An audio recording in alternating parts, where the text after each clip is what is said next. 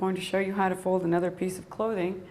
In this segment, we're going for this sweater V-neck. And what I first would do would be to try and pull the ends together to generate a flat piece of clothing here. Anything you have to do, if it's pull it from the top, then do that. If it's from the bottom to pull it together, do that.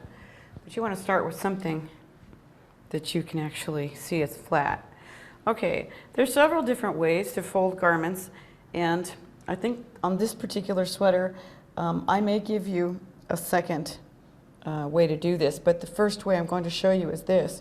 I'm taking the back right in the middle, right behind there on the neck, and I'm taking the middle front, and I'm going to pull it up, and then I'm going to let it lay down like that. One thing I would suggest is doing this on a flat, hard surface, a dining table, or even the floor if you have to, and your carpeting, or on a counter. If you have something flat, it works a lot better than just trying to do it on a bed or on your lap.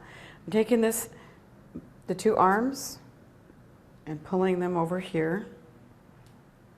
So now here, if you look at this, this is the V-neck here. This is the front of the sweater, and I've put both arms together going down this side.